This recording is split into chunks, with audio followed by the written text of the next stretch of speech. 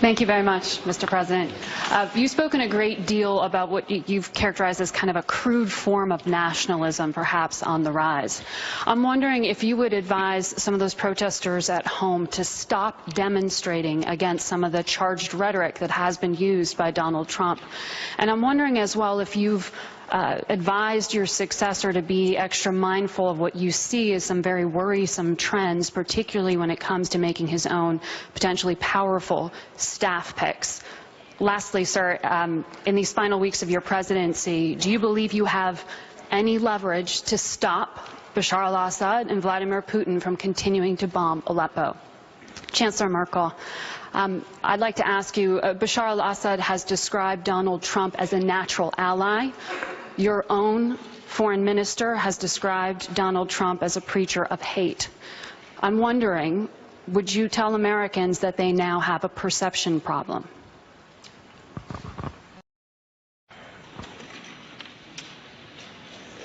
One of the great things about our democracy is it expresses itself in all sorts of ways. And that includes people protesting.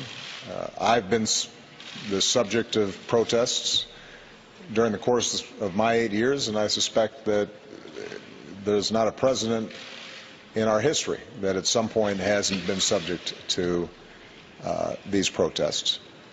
So I would not advise people who feel strongly or are concerned about some of the issues that have been raised during the course of the campaign. I wouldn't advise them to be silent. What I would advise, what I advised before the election and what I will continue to advise after the election, is that elections matter, voting matters, organizing matters, being informed on the issues matter.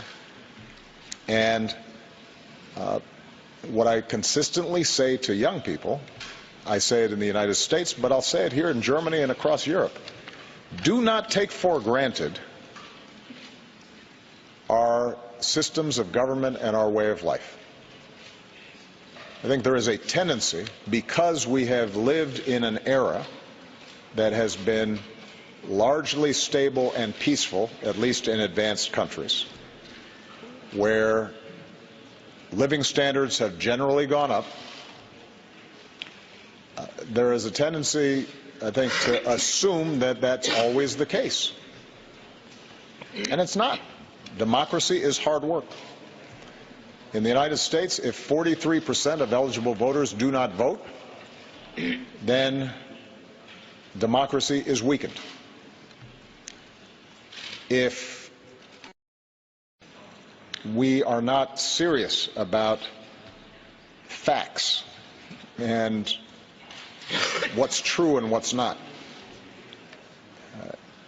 and particularly in an age of social media where so many people are getting their information in sound bites and snippets off their phones,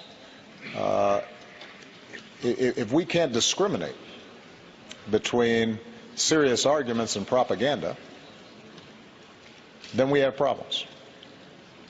If people, whether they are conservative or liberal, left or right, are unwilling to compromise and engage in the democratic process and are taking absolutist views and demonizing opponents, then democracy will break down.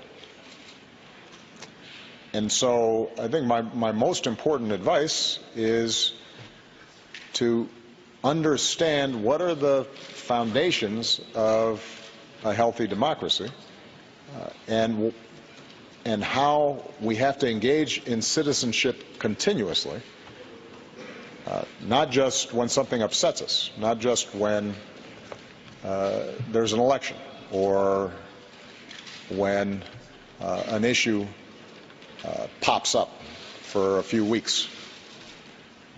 It's hard work.